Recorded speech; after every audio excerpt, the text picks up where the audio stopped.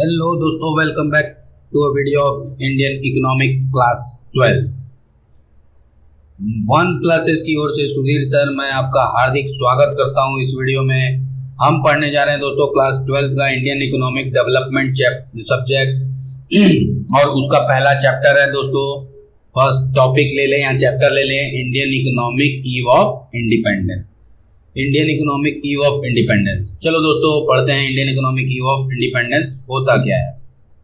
तो समझिए दोस्तों sorry Indian economic ewe of independence का मतलब यह है कि जब हमारे eight the time of independence उस समय हम क्या थे, ब्रिटिशर्स के गुलाम थे। मतलब हमारे ऊपर सारे ब्रिटिशर्स लोग क्या करके रखे थे, कब्जा करके रखे थे।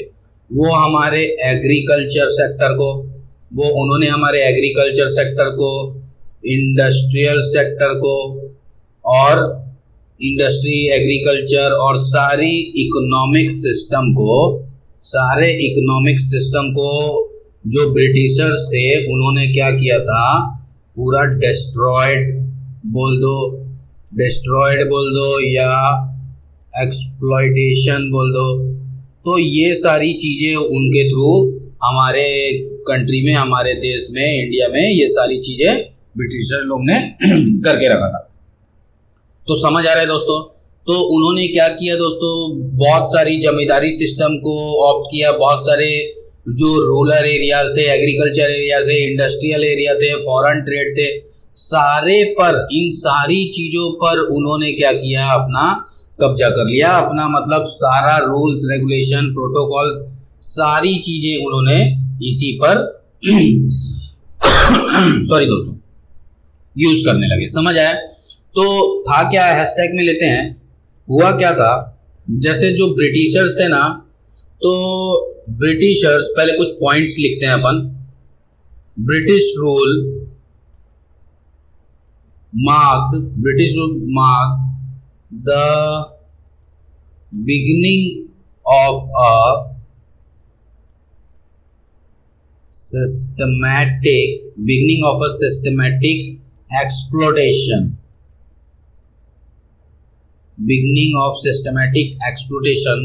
of Indian economy।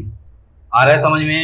मतलब ब्रिटिशर्स ने क्या किया था दोस्तों, ब्रिटिश रूल्स ने क्या किया, मार्क किया किसको, स्टार्टिंग में ही अपने systematic exploitation of Indian economic. मतलब क्या है, इसका मतलब यह है फ्रेंड्स कि जो ब्रिटिशर्स थे उन्होंने सारी चीज़ों को एक साथ एक्सप्लॉइट करना नहीं स्टार्ट किया।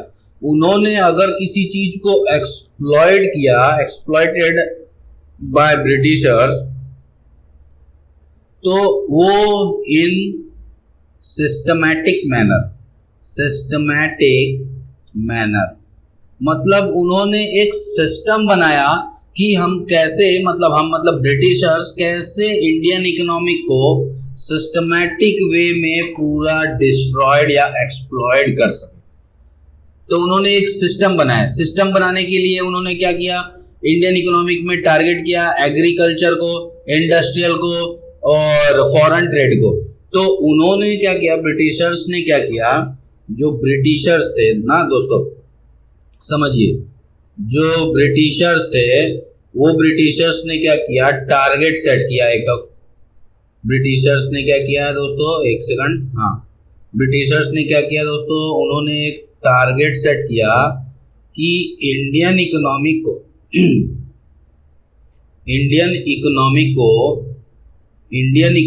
को अगर एक्सप्लॉइड करना है दोस्तों, इंडियन इकोनॉमिक को अगर एक्सप्लॉइड करना है तो हमें एक मैनर में हमें एक सिस्टम के थ्रू इसको एक्सप्लॉइड करना होगा। फिर ब्रिटिशर्स ने क्या किया, सिस्टम बनाने के लिए उन्होंने सबसे पहले सेट किया दोस्तों टारगेट। तो उन्होंने सबसे पहले टारगेट सेट किया किसको एक्सप्लॉइट करने का, हमारे एग्रीकल्चर सेक्टर को। समझ आया दोस्तों, एग्रीकल्चर सेक्टर को एक्सप्लॉइट करने का टारगेट किया।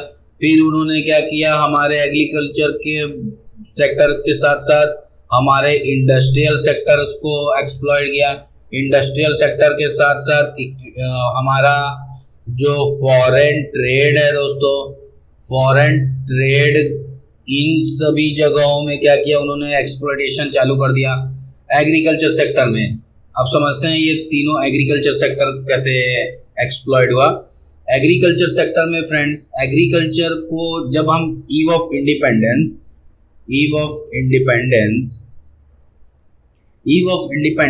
जब eight the time of independence हमारे पॉपुलेशन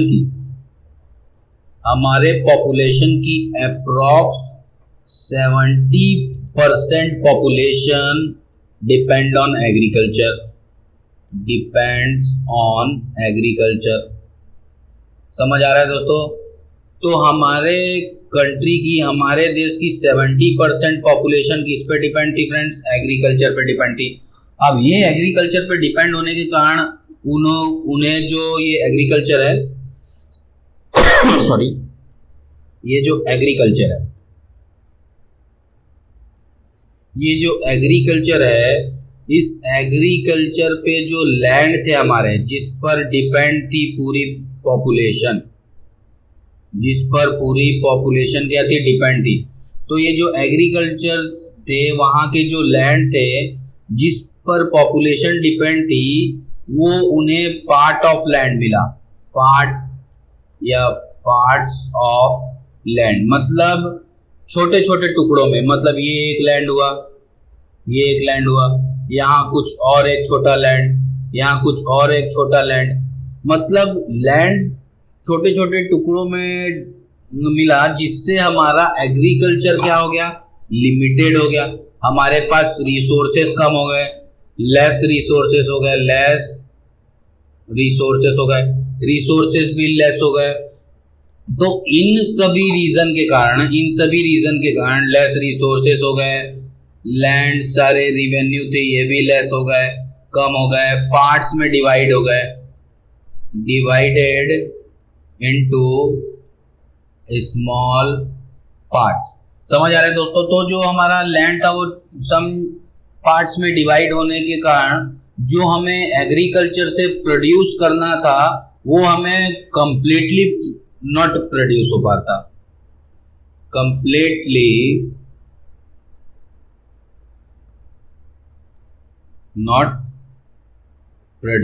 मतलब हम उसको पूरा नहीं कर पा रहे थे, उस प्रोडक्शन को हम पूरा नहीं कर पा रहे थे। क्यों? क्योंकि हमारे पास जमीन का छोटा छोटा टुकड़ा था। बड़ी जमीन होती, बड़े रिसोर्सेस होते तो हम सारी चीजें कर लेते। बट जो ये ब्रिटिशर्स लोग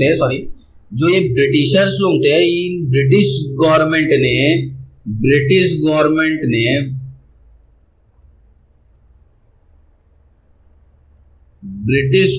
ने क्या किया फ्रेंड्स? ब्रिटिश गवर्नमेंट ने एक एग्रीकल्चर के लिए क्या किया फ्रेंड्स? एग्रीकल्चर के लिए एक सिस्टम बनाया, उनके लैंड को छोटे छोटे टुकड़ों में डिवाइड किया, जिससे हमारा एग्रीकल्चर क्या हो गया? एग्रीकल्चर एक्सप्लॉयड हो गया। समझ आ रहा है दोस्तों? इससे हमारा एग्रीकल्चर क्या हो गया? एक्सप्लॉयड हो गया। आया समझ में? एक्सप्लॉयड हो गया। तो ये था एग्रीकल्चर को एक्सप्लॉयड कैसे किया उन्होंने। फिर उसके बाद इंडस्ट्रियल सेक्टर को कैसे डिस्ट्रॉयड किया। इंडस्ट्री पे आ जाते हैं, इसको हम आगे भी पढ़ेंगे। अभी इंडस्ट्री 3 सेक्टर ऑफ इकोनॉमी है हमारा। इंडस्ट्रियल सेक्टर, तो इंडस्ट्रियल सेक्टर इंडस्ट्रियल सेक्टर को क्या किया उसने? सारे हैंडीक्राफ्ट जो थे, समझ आया? जो हैंडीक्राफ्ट्स होते हैं,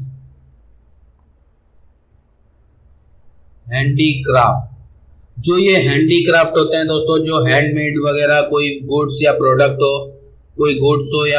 हो, इन सब पर उन्होंने क्या किया? रोक लगा दिया या कम कर दिया। समझ आया? सारी चीजें कम कर दी, रिसोर्सेस कम कर दिए। रिसोर्सेस कम करने से हमारे हैंडीक्राफ्ट कम हो गए। हैंडीक्राफ्ट कम होने का रीजन, हैंडीक्राफ्ट लेस होने का रीजन क्या है फ्रेंड्स? रीजन ये था कि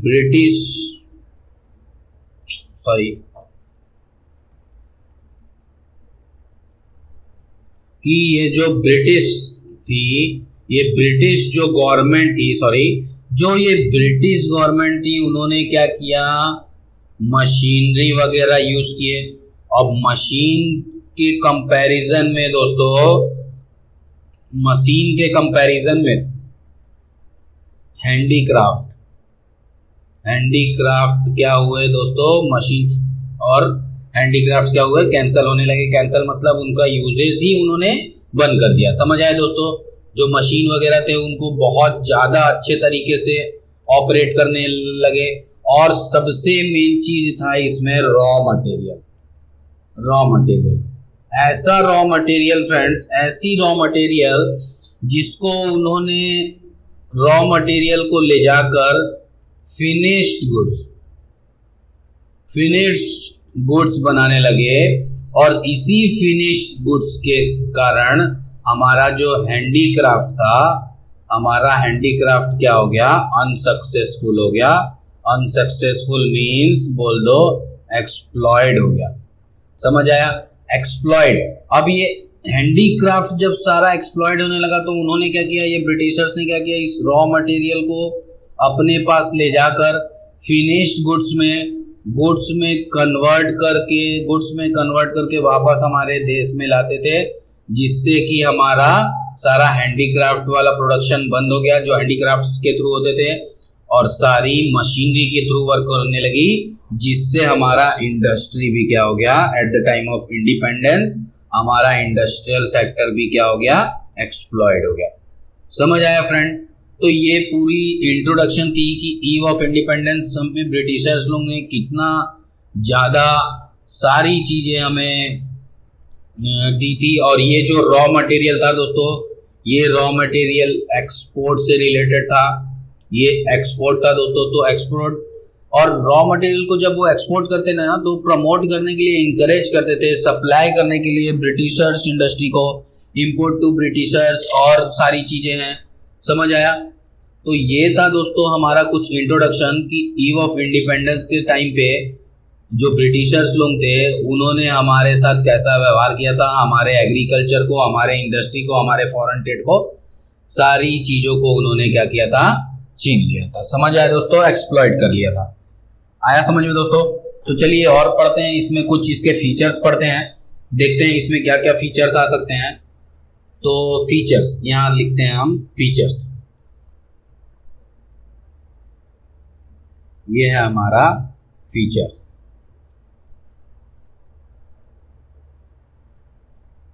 ठीक है फ्रेंड्स, आते हैं फीचर्स में। तो फीचर्स में सबसे फर्स्ट पॉइंट है friends, stagnant economy. Stagnant economy ये हमारा इंपॉर्टेंट है, फर्स्ट पॉइंट। तो at the eve of independence, at the eve of independence, at the eve of independence, Indian economy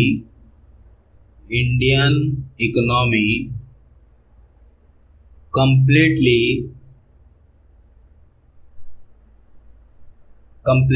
Indian economy completely stagnant economy। इसका मतलब क्या है समझना दोस्तों। Eight the time of ewe of independence के time में हमारी जो Indian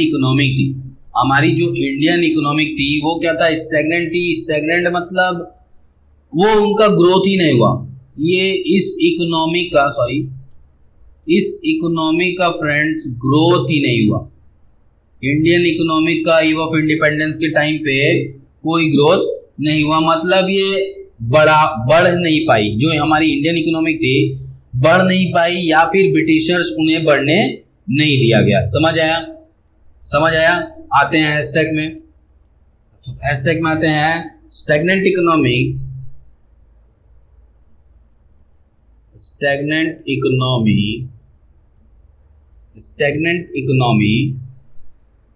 is the one which show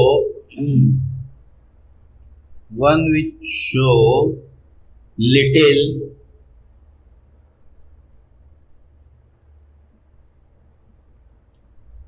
one which show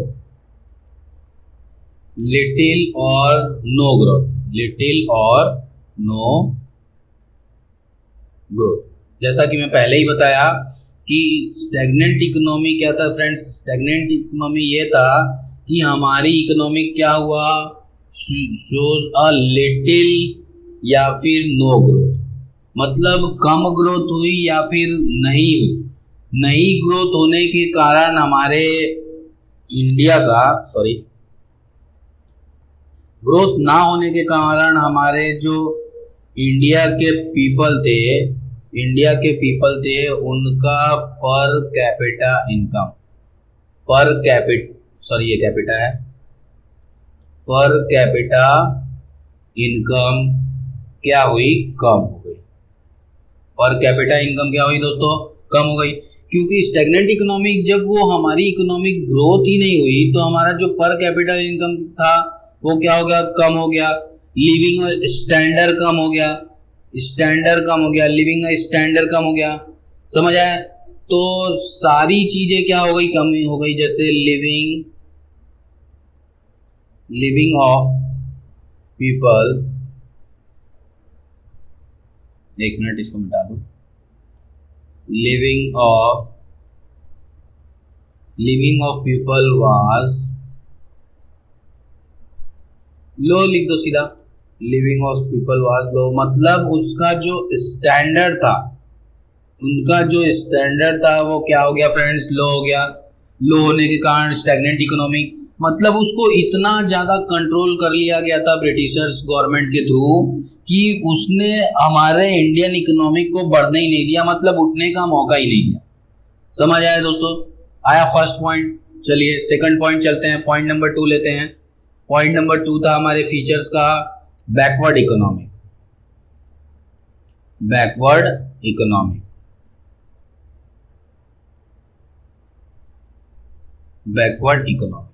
अब इस बैकवर्ड इकोनॉमिक में फ्रेंड समझना, Indian economic was a backward economic on eve of independence, मतलब at the time of independence,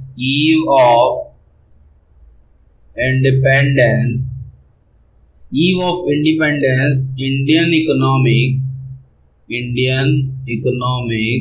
is backward economic. Indian economic is a backward economic. समझ आया दोस्तों? मतलब जब हमारा जो इंडियन इकोनॉमिक था, कब, ईव ऑफ इंडिपेंडेंस के टाइम पे, इंडिपेंडेंस के टाइम पर जो हमारा इंडियन इकोनॉमिक था वो क्या था, बैकवर्ड इकोनॉमिक माना गया था। क्यों? क्योंकि जब हमारा इंडस्ट्री ग्रोथ हुआ ही नहीं था, इकोनॉमिक ग्रोथ हुआ ही नहीं था, तो सारे लोग का लिविंग ऑफ स्टैंडर्ड, मतलब जीने के लाले पड़ गए थे, समझ लो खाने के लाले पड़ गए थे। तो ये सारी चीजों के कारण हमारा इकोनॉमिक क्या हो गया, बहुत बैकवर्ड इकोनॉमिक हुआ, है ना? समझ आया? An economic is called a backward economic. और इस समय क्या था, इस टाइम हमारा जो पर कैपिटल इनकम था दोस्तों, उस टाइम हमारा पर कैपिटल इनकम बोलो या पर कैपिटा इनकम बोलो, वो क्या हो गया दोस्तों, बहुत नीचे गिर गया। लोगों के लिविंग ऑफ स्टैंडर्ड नीचे गिर गया, बहुत नीचे चले गया। समझ आया? मतलब हमें जीने के लिए कुछ ना कुछ करना ही पड़ रहा था, और वहीं पॉपुलेशन भी थी। तो सारे लोग हमारी जो इकोनॉमिक में सारे जो पीपल थे वो हो गए पुअर और विदाउट सफिशिएंट फूड। कैसे हुआ? क्योंकि उनको विदाउट फूड, उनके पास खाने के लिए भी कोई चीज नहीं बची थी। समझ आया? आया समझ में? समझ आया? तो इसके कारण हमारी इकोनॉमी बैकवर्ड इकोनॉमिक हुई। बैकवर्ड इकोनॉमिक क्यों हुई? क्योंकि हमारे कंट्री की, हमारे देश की पॉवर्टी क्या हो गई, बढ़ गई। जब हमारी पॉवर्टी बढ़ गई तो हमारी इकोनॉमी क्या हो गई, बैकवर्ड इकोनॉमी हो गई। आया समझ में? 2 पॉइंट। चलिए पॉइंट नंबर 3 में आते हैं। पॉइंट नंबर 3 लेते हैं। पॉइंट नंबर 3 है हमारा dominance of agriculture. Dominance of agriculture, समझिए दोस्तों, इसमें लिखते हैं डोमिनेंस ऑफ एग्रीकल्चर में एग्रीकल्चर सेक्टर सबसे ज्यादा प्रभाव तो इसी को पड़ा दोस्तों, एग्रीकल्चर को। एग्रीकल्चर सेक्टर डोमिनेटेड, क्योंकि इसको बढ़ने ही नहीं दिया गया, dominated the Indian economic age the principal of sources. मतलब क्या था दोस्तों, जो हमारी इंडियन इकोनॉमिक थी वो क्या थी, सारी हमारी इकोनॉमिक हमारे पीपल किस पे डिपेंड थे दोस्तों, एग्रीकल्चर पे डिपेंड थे।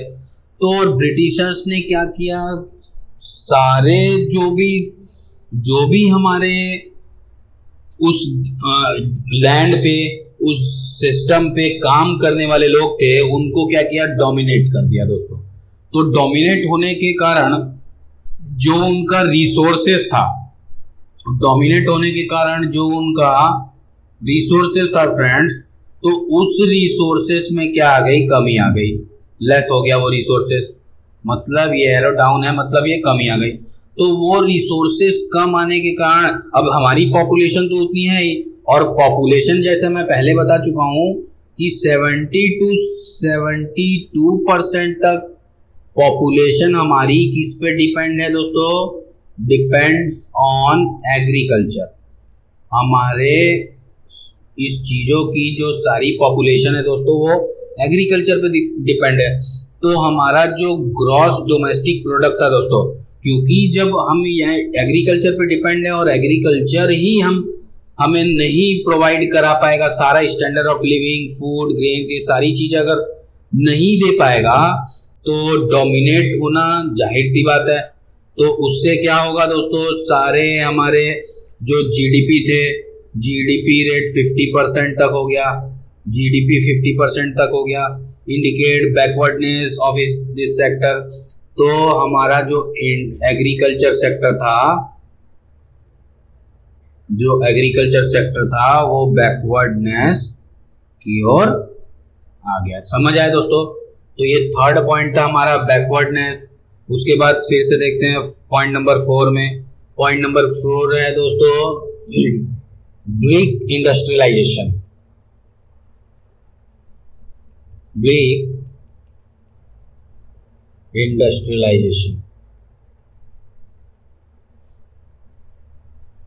चलिए ब्रिक इंडस्ट्रियलाइजेशन क्या है समझते हैं।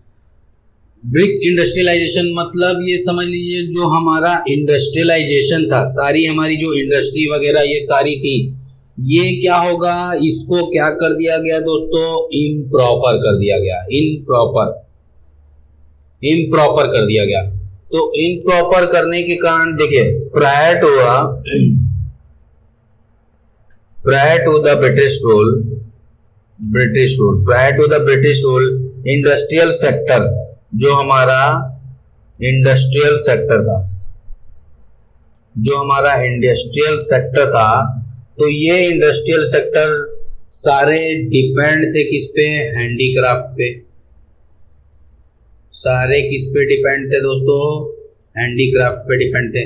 क्योंकि सारे इंडस्ट्री में सारा वर्क, क्योंकि इंडिपेंडेंस के टाइम में अगर हम उसको वर्क नहीं देंगे तो उनका तो मरने के अलावा उनके पास और कोई रास्ता ही नहीं बचेगा।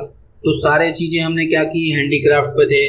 लेकिन जब ब्रिटिश गवर्नमेंट आई तो उसने क्या किया फ्रेंड्स, ब्रिटिश गवर्नमेंट ने क्या किया, सारे ये जो हैंडीक्राफ्ट थे उसको क्या किए, बंद कर दिए, स्टॉप कर दिया, सारे हैंडीक्राफ्ट को बंद कर दिए। और हैंडीक्राफ्ट को बंद करने से हमारा जो इंडस्ट्री था, हमारी इंडस्ट्री थी, ये इंडस्ट्री क्या हो गई, इम्प्रॉपर हो गई। मतलब इम्प्रॉपर वर्क, प्रॉपर वर्क में काम हुआ ही नहीं, ये इम्प्रॉपर हो गई। समझ आया दोस्तों, 4th पॉइंट समझ आया। चलिए 5th पॉइंट लेते हैं।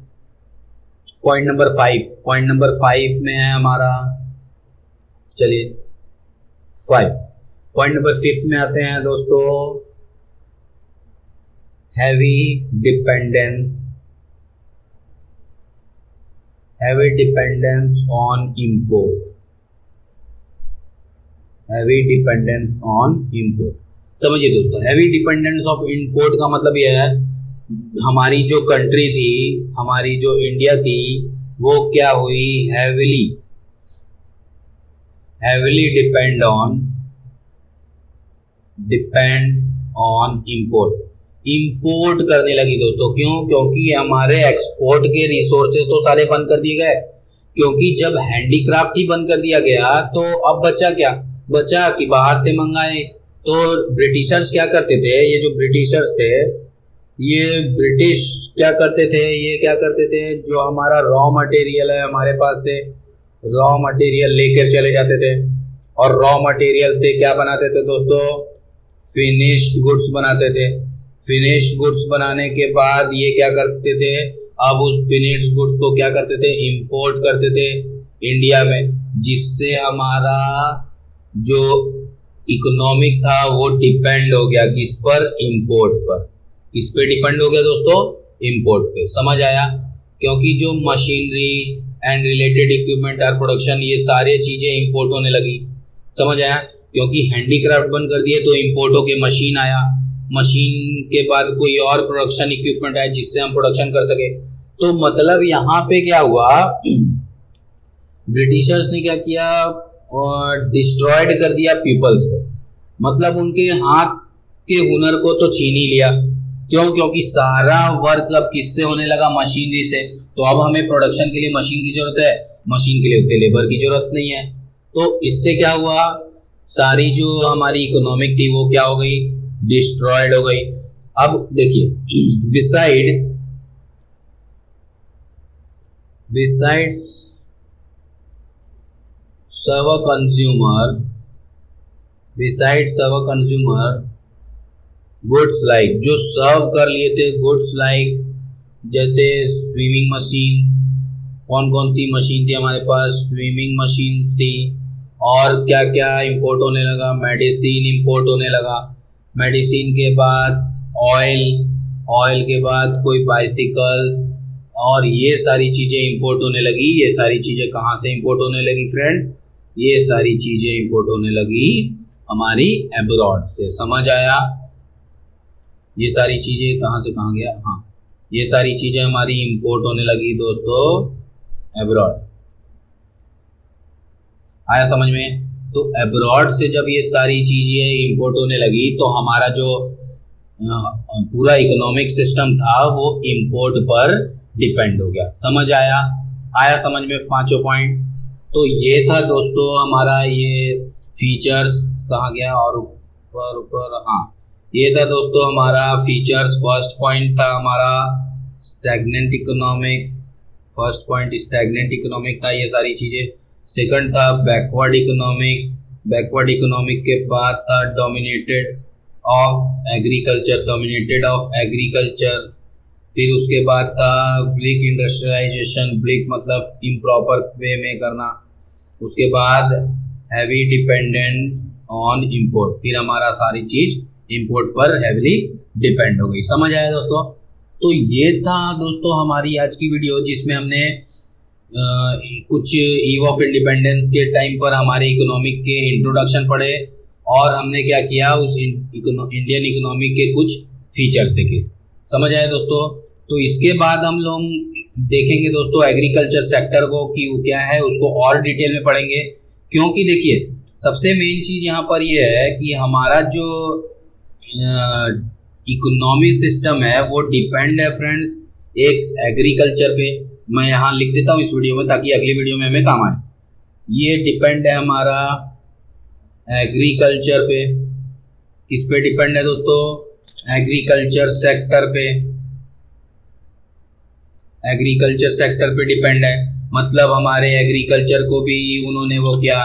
फिर डिपेंड है दोस्तों इंडस्ट्रियल पे, इंडस्ट्रियल सेक्टर्स हम ये पढ़ने वाले आगे अगली वीडियो में, इंडस्ट्रियल सेक्टर, एग्रीकल्चर सेक्टर। फिर हमारा एक और था फ्रेंड्स फॉरेन ट्रेड।